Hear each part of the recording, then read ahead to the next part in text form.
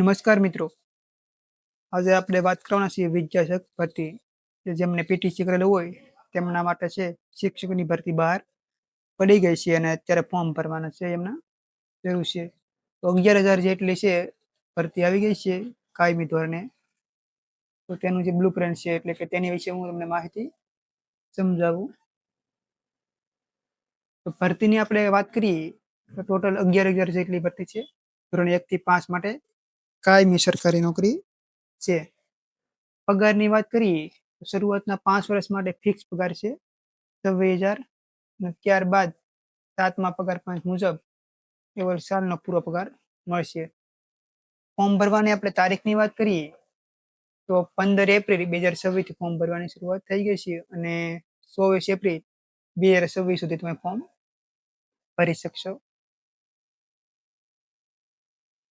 લાયકાતની વાત કરીએ કે આમાં કોણ ફોર્મ ભરી શકે તો ધોરણ 12 પાસ હોય પ્લસ ડીએલડી નો કોર્સ કરેલો હોય એટલે કે પીટીસી કરેલું હોય પ્લસ સ્ટેટ 1 પાસ હોય તે લોકો જ ફોર્મ ભરી શકશે. અથવા ધોરણ 12 પાસ હોય પ્લસ 4 વર્ષનો જે બીએલડી નો કોર્સ આવે છે તે કરેલો હોય અને ટેટ પાસ હોય તે ફોર્મ ભરી શકે. બીએડ વાળા જે ઉમેદવારો છે તે આમાં ફોર્મ ભરી શકશે નહીં.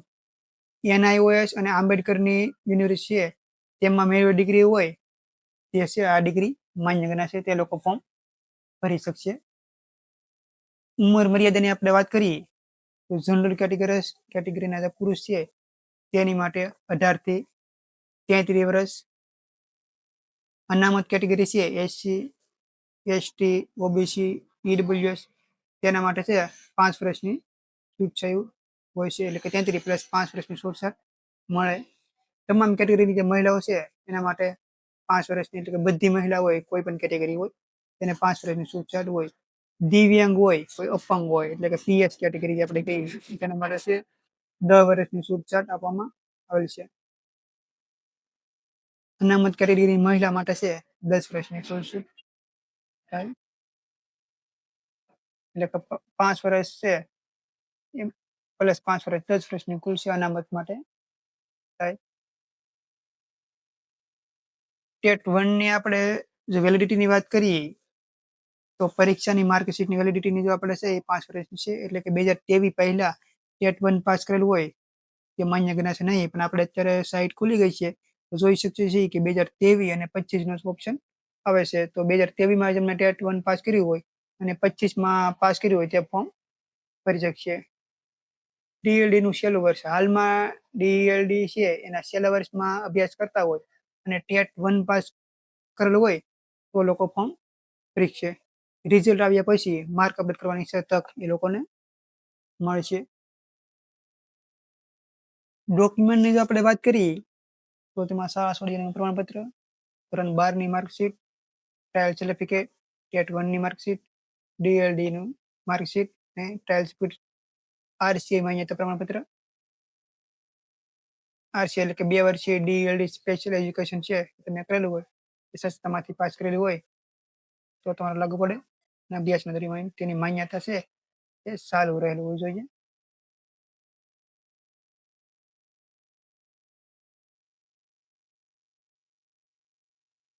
એનસેલની આપણે વાત કરીએ એટલે કે નોન ક્રિમિનલ સર્ટિફિકેટ છે એ માત્ર 3 વર્ષ માટે માન્ય ગણાય. તો જે ઓબીસીમાં આવતા હોય એસસીબીસીમાં તેમના માટે ખાસ સૂચના કે 3 વર્ષથી જૂનું સર્ટિફિકેટ હોય તો ચાલે નહીં. એટલે કે જો તમારા સર્ટિફિકેટ છે એના 3 વર્ષ 31 માર્ચ 2026 ના રોજ પૂરા થતા હોય ફોર્મ ભરતા પહેલા 1 એપ્રિલ પછીનું નવું સર્ટિફિકેટ કઢાવવું ફરજિયાત છે. એટલે કે એની લાયકાત છે 3 વર્ષ સુધીની હોય.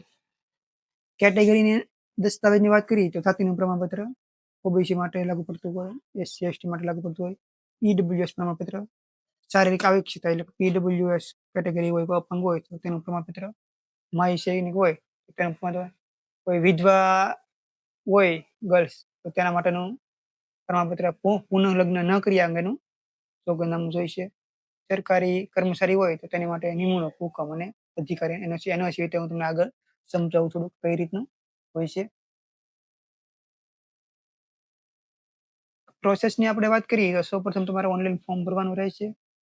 પછી રિસીવિંગ સેન્ટર છે તેમાં તમારે ફોર્મ છે એ જમા કરાવવાનું અને ડોક્યુમેન્ટ છે વેરિફિકેશન તમારે કાંઈ પણ પ્રોબ્લેમ હોય તો રિસીવિંગ સેન્ટર છે ત્યાં તમારો સોલ્વ થઈ જશે. પછી જે લોકો ફોર્મ સબમિટ કરશે. મેરિટ અંગે વાંધો હોય તો તમે વાંધો અરજી કરી શકો. ફાઇનલ મેરિટ છે એ જાહેર થશે. ત્યારબાદ જિલ્લા પસંદગી મંડળ છે એ તમને આપશે. ત્યારબાદ શાળા પસંદગી થશે અને લાસ્ટમાં શાળામાં તમારે હાજરી આપવાની રહેશે. આ રીતની જે પસંદગી પ્રક્રિયા હાથ ધરવામાં આવેલી છે. મેરિટની વાત કરીએ તો મેરિટ કઈ રીતે ગણાય? તો સ્નાતક એટલે તમે ગ્રેજ્યુએશન કરેલું હોય તેના 5% ગણાય. પીટીસી કરેલો હોય કે કોઈ કોર્સ કરેલો હોય, બરાબર, તો તેના 25% ગણાય. ધોરણ 12 પાસ કરેલું હોય તેના 20% ગણાશે. અને ટેટ 1 છે એના 50% ગણાશે. એટલે તમે ટેટ 1 માં જો તમારા સારા માર્ક હોય એ તમે રિઝલ્ટ નાખી શકો. તમે 2023 અને 2025 જો ટેટ પાસ કરી હોય તો 2023 સારા માર્ક હોય તો તમે તે પણ ચાલશે, અને 25 સારા માર્ક હોય ટેટ 1 તો તે પણ ચાલશે. એટલે કે કોઈ પણ 25 કે 23 છે તમે ટેટ 1 સર્ટિફિકેટ નાખી શકો. મેરિટની વાત કરીએ તો મેરિટ કઈ રીતે બને? માની લો તમારે ધોરણ 12 છે 70% છે તો તેના 14 ગણાય. એટલે કે 70% એને ગુણ્યા કેટલા? એના 20 માર્ક ગણાય તો 20 એને ભાગ્યા 100 એટલે 14 ગુણ ગણાય. પીટીસી કે કઈ કરેલું છે, બરાબર, તેમાં તમારે 70% આવ્યા, બરાબર, તો એના 25% ગણાય. એટલે કે 70 ગુણ્યા 25 એને ભાગ્યા 100 એટલે 17.50 ગુણ ગણાય.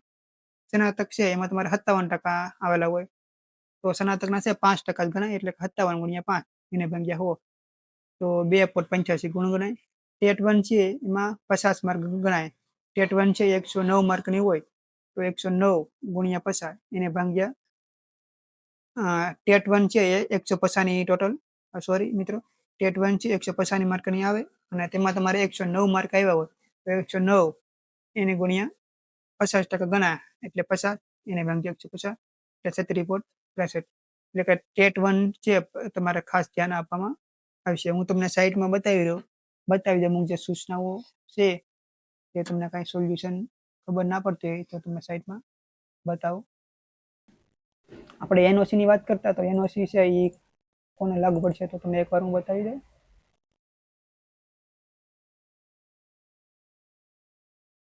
એનઓસી ની જો વાત કરીએ તો તમે ક્યાંય નોકરી કરતા હોય, તમે નીચેની સ્થિતિમાં હો તો તમારે એનઓસી દર્શાવવું પડે. કે જો તમે હાલ નોકરીમાં છો તો સરકારી નોકરી હોય, અર્ધ સરકારી હોય, ગ્રાન્ટ સ્કૂલમાંથી નોકરી કરતા હોય, કોન્ટ્રાક્ટ ફિક્સ પગારની નોકરી કરતા હોય તો તમને તમારી હાલની જે ઓફિસ છે ત્યાંથી તમને એનઓસી આપશે. માનો કે તમે હાલ કોઈ પ્રાઇવેટ સ્કૂલમાં શિક્ષક છો અને તમે વિદ્યાશાખામાં સિલેક્ટ થાવ તો તમને તમારી હાલની સ્કૂલ છે એમાંથી એનઓસી લેવું પડશે. પછી તમે નવી પોસ્ટ પર જોડાઈ શકો.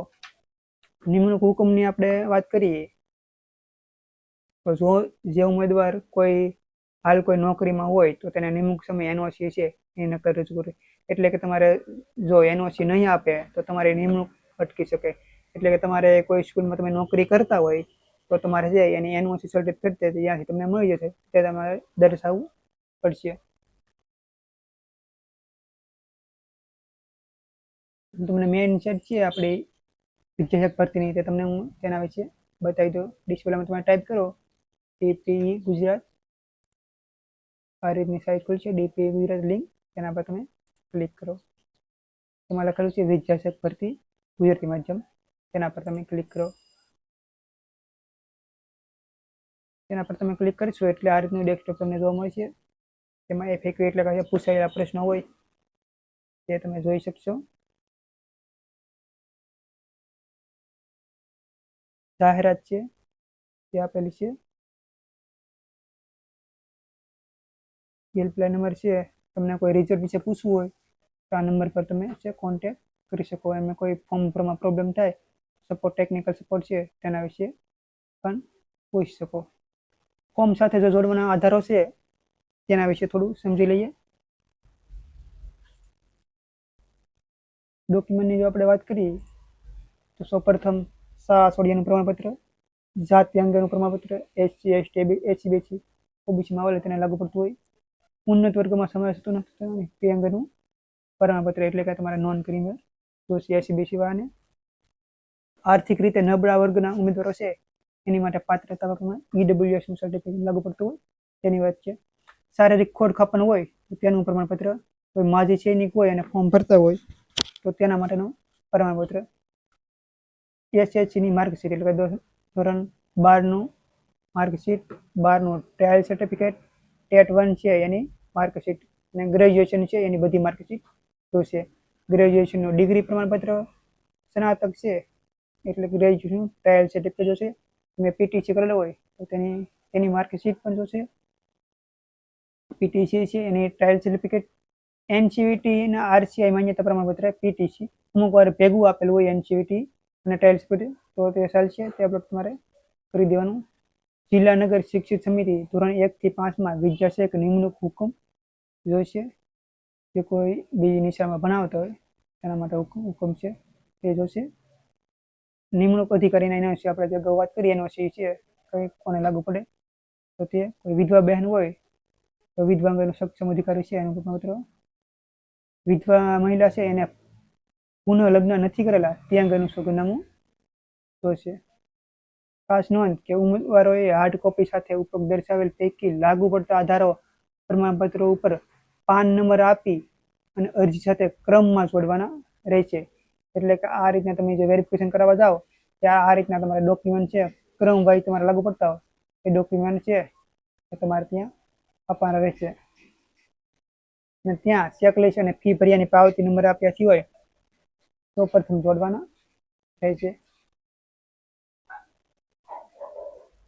ઉંમર મર્યાદાની આપણે જો વાત કરીએ તો આપણે જે જોયું છે પેપરમાં ઉંમર મર્યાદા છે. બિન અનામત છે તેની માટે 18 થી 33 વર્ષ, પુરુષ માટે બિન અનામત જે મહિલા છે તેમાં 18 થી 38 વર્ષ, અનુસૂચિત જાતિ છે SC/BC છે તેની માટે 18 થી 38 વર્ષ. એટલે કે તમારે 45 વધુમાં વધુ તમારે 45 વર્ષની ઉંમર છે વધારે હોવી જોઈએ નહીં.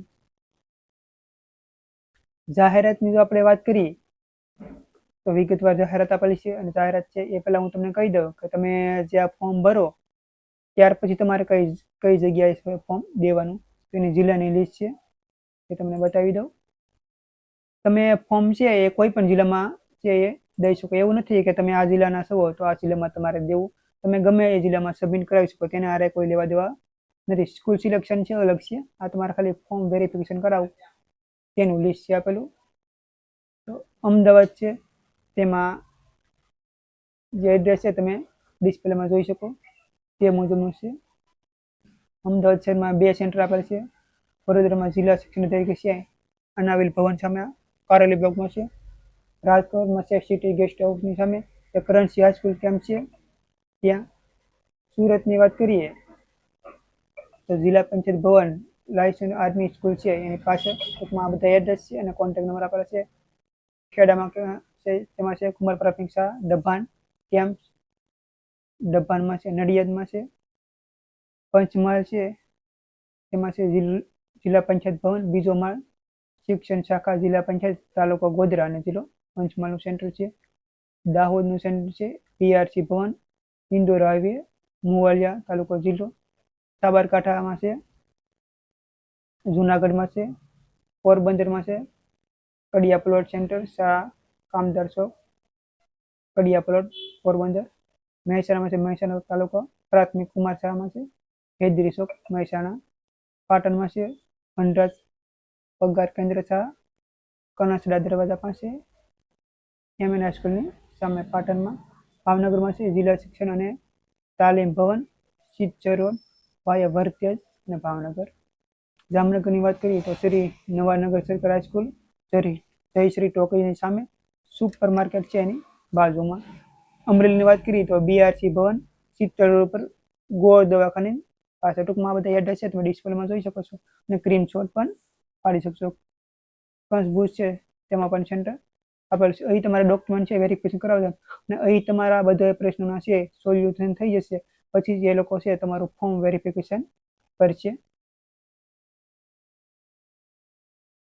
જાહેરાતની જો આપણે વાત કરીએ તો જાહેરાત આપેલી છે અને વિગતવાર જાહેરાત છે. તો વિગતવાર જાહેરાતમાં થોડીક આપણે નજર નાખી લઈએ.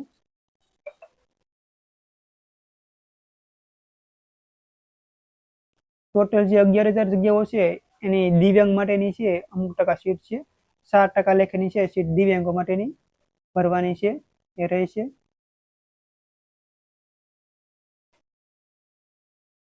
વધુમાં ઉક્ત પત્રથી મળેલ મંજૂરી અન્વયે હાલ ઉમેદવાર DLDના છેલ્લા વર્ષમાં અભ્યાસ કરતા હોય અને ટેટ-1 પરીક્ષા છે પાસ કરેલ હોય તેવા ઉમેદવારો હાલ ઉમેદવારી કરી શકશે.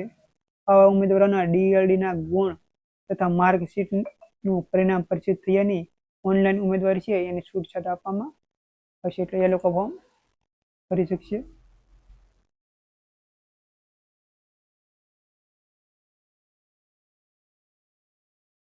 શૈક્ષણિક લાયકાત આપણે જોઈ એ મુજબ જ છે કે PTC અને 2 વર્ષનો PTCનો કોર્સ કરેલો હોય અથવા 4 વર્ષની છે એલિમેન્ટરી એજ્યુકેશનની ડિગ્રી BLD છે તેની ડિગ્રી હોય અથવા 2 વર્ષનો ડિપ્લોમા એન્ડ ગ્રેજ્યુએશન છે એ સ્પેશિયલ એજ્યુકેશન છે એ કોર્સ કરેલો હોય અને ટેટ-1 છે પરીક્ષા આપેલી હોય તે લોકો ફોર્મ ભરી શકશે. જગ્યાઓ પૈકી 10% જગ્યાઓ છે SSC વિજ્ઞાન પર્વમાં હોય તેના માટે 45% ગુણ સાથે પાસ થયેલ ઉમેદવારો છે એને ભરવાના રહેશે. પગાર ધોરણની આપણે વાત કરી લીધી કે 26,000 છે 5 વર્ષ માટે ફિક્સ પગાર રહેશે. વય મર્યાદાની પણ આપણે વાત કરી લીધી. વય મર્યાદામાં જે છૂટછાટ છે એ તમે જોઈ શકો છો. વિધવા ઉમેદવાર હોય તો તેને ફરીથી પુનઃલગ્ન નથી કર્યા તે અંગેનું પ્રમાણપત્ર જોશે, તે આપણે વાત કરી હતી. આ મેન છે ઉમેદવારોએ અરજીપત્ર ભરતી વખતે ધ્યાનમાં લેવામાં આવતી અમુક સૂચનાઓ. તો સ્નાતક કક્ષાની ડિગ્રી યુજીની માન્ય યુનિવર્સિટી પ્રાપ્ત કરેલી હોવી જોઈએ. PTCની લાયકાત ધરાવતા ઉમેદવારો છે એને રાજ્ય પરીક્ષા બોર્ડ ગાંધીનગર દ્વારા લેવાયેલી PTC પરીક્ષા છે પાસ કરેલી હોવી જોઈએ. ઉમેદવારે PTC કે DLD 4 વર્ષી કે VILD ની પરીક્ષા national council four teacher education દ્વારા માન્ય સંસ્થા હોય એમાંથી જ પાસ કરેલ. જો અમુક માન્ય સંસ્થા ન હોય એવા વર્ષમાં કોર્સ નીકળતા અને કરેલા હોય તો ચાલશે નહીં. ટૂંકમાં સરકાર માન્ય કોર્સ જે હોય તે રીતે હોય. રાજ્ય પરીક્ષા બોર્ડ ગાંધીનગર દ્વારા DLDની લાયકાત ઉમેદવારોએ પ્રાપ્ત ગુણ તરીકે માર્ક ફોર મેરિટ ગણતરીમાં લેવાના રહેશે, એટલે કે 500 + 100 600માંથી મેળવેલ ગુણ છે એ ગણવાના રહેશે. PTCની માર્કશીટ હોય તો નિયમાનુસાર ગુણ ગણતરી કરવામાં આવશે. 2 વર્ષી DED સ્પેશિયલ એજ્યુકેશન તમે કરેલું હોય, RCA માન્ય હોય તેમાંથી માન્ય પ્રમાણપત્ર તમારે હોવું જોઈએ અને અભ્યાસના વર્ષો દરમિયાન માન્યતા ચાલુ રહેલી હોય. ઉમેદવારે માન્યતા પ્રાપ્ત 3-4 વર્ષી ઇન્ટિગ્રેટેડ કોર્સ કરેલો હોય અને તે પૈકી કોઈ એક જ લાયકાતના ગુણ ધ્યાને લેવામાં હોય ત્યારે જે તે ગુણપત્રકમાં દરેક લાયકાતના અલગ અલગ ગુણ દર્શાવેલો હોય તો જ ગુણાંક વખતે તે ગુણ ધ્યાને લેવામાં આવશે. મેરિટમાં આવતા ઉમેદવારોના કોલ લેટર જે છે dp.dpgujarat.in પર મૂકવામાં આવશે અને તેના આધારે ઉમેદવારે પોતાના કોલ લેટર વેબસાઇટ પરથી જ મેળવવાના રહેશે. SMS, ઈમેલ, ટપાલ કે અન્ય કોઈ રીતે કોલ લેટર મોકલવામાં આવશે નહીં, તેને ખાસ મિત્રો ધ્યાન લેજો. તેમજ ઉમેદવારે કોલ લેટર લેટરમાં દર્શાવેલ તારીખ, જિલ્લા, નગર પસંદગી આપવામાં આવશે, પરંતુ કોઈ પણ કારણસર નિયત સમય કરતા મોડા આવનાર ઉમેદવારો છે જે દિવસે જિલ્લા પસંદગી માટે બોલાવેલ હોય તે દિવસે જિલ્લા પસંદગીના પ્રક્રિયા ચાલુ હશે તો તે સમયે જ જગ્યા ખાલી હશે તે જગ્યામાંથી જિલ્લા પસંદગી છે એની તક આપવામાં આવશે. એટલે કે જિલ્લા પસંદગીની ચાલુ હોય તો તમારે વહેલાસર પોગી જવાનું, નહીંતર બીજા ઉમેદવારો એ લોકો એડ કરી દે અને પછી તમે એડ ના થાય એ રીતનું બની શકે. ઓનલાઈન જિલ્લા પસંદગીની કાર્યવાહી દરમિયાન અસલ પ્રમાણપત્રો છે, ગુણપત્રો છે એની ચકાસણી વખતે સંબંધિત ઉમેદવારોનો છે મેરિટમાં વધારો થાય તો તેવા ઉમેદવારોને સુધારેલ મેરિટ મુજબ તેમના સુધારેલ મેરિટ ક્રમ ઓનલાઈન જિલ્લા પસંદગી કરવાની રહેશે. ઉમેદવાર જો સંબંધિત ટેટની પરીક્ષા એક કરતાં વધુ વખત આપેલું હોય તો ઉમેદવાર ટેટ શિક્ષકો ગીતા કસોટીની જે માર્કશીટ રજૂ કરશે તો માન્યતા મળશે. એટલે કે તમારે 2023માં તમે ટેટ આપી હોય અને 2025માં પણ આપેલી હોય તો તમારે સારા ટકા હોય એ માર્કશીટ તમારે રજૂ કરવાની રહેશે. એટલે કે તમે જે માર્કશીટ રજૂ કરશો તે જ માન્ય ગણાશે. તમે ઓછા માર્કવાળી માર્કશીટ રજૂ કરશો અને પછી કહેશો કે આ માર્કશીટ નહીં, મારે આ માર્કશીટ નાખવાની હતી, તો એ રીતનું ચાલશે નહીં. અરજી ફોર્મ સાથે શૈક્ષણિક અને તાલીમી લાયકાતના તમામ વર્ષ સેમેસ્ટરના ગુણપત્રકો, ડિગ્રી પ્રમાણપત્ર, ટ્રાયલ સર્ટિફિકેટ એક પ્રમાણિત નકલ તથા અન્ય જરૂરી પ્રમાણપત્રો છે એની એક પ્રમાણિત નકલ સામેલ કરવાની રહેશે. તમે જે વેરીફાઈ કરવા જાવ ત્યાં તમારે આ બધી ઝેરોક્ષ દેવાની છે. વધુમાં સ્વીકાર કેન્દ્ર ઉપર અરજી જમા કરાવતી વખતે તેની પ્રમાણિત નકલો અરજી હાથે રજૂ કરી ત્યાંના અસલ પ્રમાણપત્રો ખરાઈ કરવા માટે, એટલે કે તમે જે ઝેરોક્ષના સેટ તો લઈ જાઓ પણ તમારા અસલ ડોક્યુમેન્ટ પણ લઈ જાઓ તો તેની ખરાઈ કરવામાં આવશે. જે પરીક્ષા એક કરતા વધુ પ્રયત્ન પાસ કરેલો હોય તો તમામ ગુણ પ્રયત્નો છે એની ગુણપત્રકની પ્રમાણિત નકલો અવશ્ય સામેલ કરવાની રહેશે. તમારે વધારે ટ્રાયલ સર્ટિફિકેટ એટલે કોલેજમાં એટીકેટી હોય 1, 2, 3 એટીકેટી હોય તો તમારે તે બધા છે ડોક્યુમેન્ટ લઈ જવાના રહેશે, બધી માર્કશીટ લઈ જવાની રહેશે. મૂળ ગુજરાતના અનુસૂચિત જાતિ, અનુસૂચિત જનજાતિ, સામાજિક શૈક્ષણિક પછાત વર્ગના ઉમેદવારો છે અને જાતિ અંગેના સક્ષમ અધિકારીની પ્રમાણપત્ર છે એની પ્રમાણિત નકલ અવશ્ય સામેલ રાખવાની રહેશે. સામાજિક અને શૈક્ષણિક પછાત વર્ગ એસસીબીસીમાં જે લોકો આવે છે તેમને નોન ક્રિમિનલ સર્ટિફિકેટ છે એ ફરજિયાત દર્શાવવાનું રહેશે અને તે સર્ટિફિકેટ વેરિફિકેશન લઈ જવાનું પણ રહેશે. આર્થિક રીતે નબળા હોય તેને ઈડબ્લ્યુ સર્ટિફિકેટ લાગુ પડતું હોય તો તમે તે લઈ જવાનું રહેશે. દિવ્યાંગતા હોય તો તેને દિવ્યાંગતાનું સર્ટિફિકેટ જોવે. માજી સૈનિક હોય તો તેને માજી સૈનિકનું સર્ટિફિકેટ જોવે. એ રીતનું સર્ટિફિકેટની વાત છે. ઉમેદવારે જે સંસ્થામાંથી પીટીસીની તાલીમ મેળવી હોય તે સંસ્થાને એનસીટીઈ આરસીઆઈની માન્યતા મળેલ છે ત્યાં પ્રમાણપત્ર માન્યતા નંબર તારીખ સહિત ઉમેદવારે સંબંધિત સંસ્થા પાસેથી મેળવીને રજૂ કરવાનું રહેશે. આવું પ્રમાણપત્ર રજૂ નહીં કરવું ઉમેદવાર છે એનું ફોર્મ આપોઆપ રદ થઈ જશે. બિન અનામત ઉમેદવારો માટે અરજી ફી ₹200 રહેશે. અનુસૂચિત જનજાતિ છે, સામાજિક રીતે શૈક્ષણિક રીતે પછાત વર્ગ, એસસી એસટી અને આર્થિક રીતે નબળા વર્ગ છે તથા શારીરિક રીતે અશક્ત છે તે માટે અરજી ફી ₹100 રહેશે.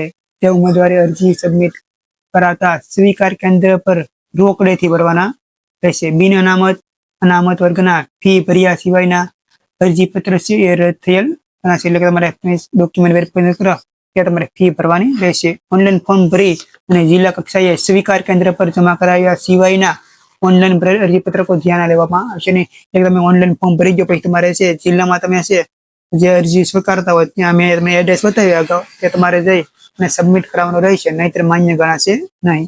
અરજીપત્રમાં ગુણ કઈ રીતે દર્શાવવા તો એક કરતા વધુ પ્રયત્ન પરીક્ષા પાસ કરનાર ઉમેદવારના કિસ્સામાં શિક્ષણ વિભાગના નિયમ મુજબ તમારે ગુણ દર્શાવવાના રહેશે. યુજીસી માન્ય યુનિવર્સિટી દ્વારા આપવામાં આવતી ડિગ્રીઓના ગુણપત્રકમાં જે કુલ ગુણ હોય દર્શાવેલ હોય તેમાંથી મેળવેલ ગુણ છે એ દર્શાવવાના રહેશે. માર્કશીટમાં છે કુલ ગુણ અને મેળવેલ ગુણ આપેલા છે તે તમારે કુલ ગુણ અને મેળવેલ ગુણ દર્શાવવાના રહેશે.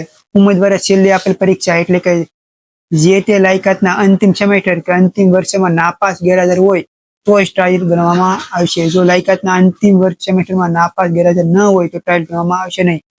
એટલે કે તમે તમને સમજાવું કે કઈ રીતનું તમે કોલેજ કરતા હોય તમારે એટીકેટી આવી પહેલા સેમમાં બીજા સેમમાં તો તેનું કોઈ મતલબ નથી. છેલ્લા વર્ષનું હોય તો છેલ્લા વર્ષમાં અથવા સેમેસ્ટર હોય તો છેલ્લા 2 સેમેસ્ટરમાં છે. છેલ્લું સેમેસ્ટર 5-6 હોય ત્રીજા વર્ષનું ટૂંકમાં હોય સેમેસ્ટર તો તેમાં તમારે એટીકેટી આવે તે જ તમારે ટ્રાયલ સર્ટિફિકેટમાં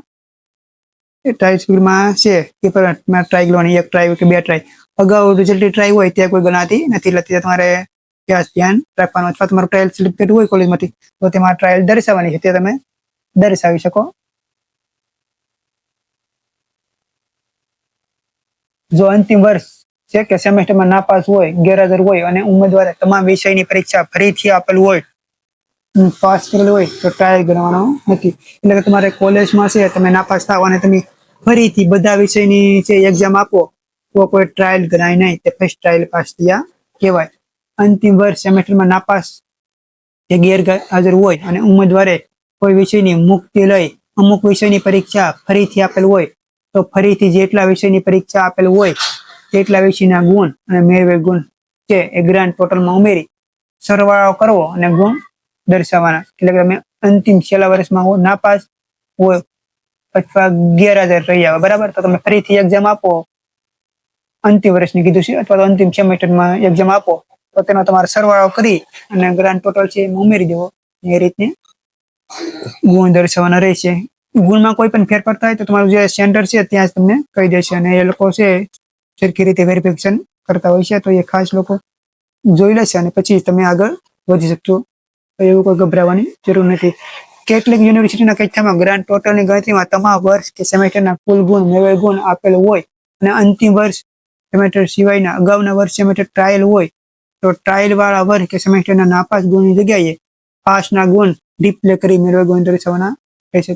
કે કેટલીક યુનિવર્સિટી હોય તો ગ્રાન્ટ ટોટલની જે ગણતરી હોય એમાં તમામ વર્ષ કે સેમેસ્ટરના કુલ ગુણ કે મેળવેલ ગુણ આપેલ હોય અને અંતિમ વર્ષ કે સેમેસ્ટર સિવાય છે અગાઉના વર્ષ કે સેમેસ્ટર ટ્રાયલ હોય તો ટ્રાયલ વાળા વર્ષ સેમેસ્ટરના ગુણ નહીં નાખવાના, તે તમે પાસ થાવ ત્યાં જ તમારે ગુણ ઉમેરવાના રહેશે.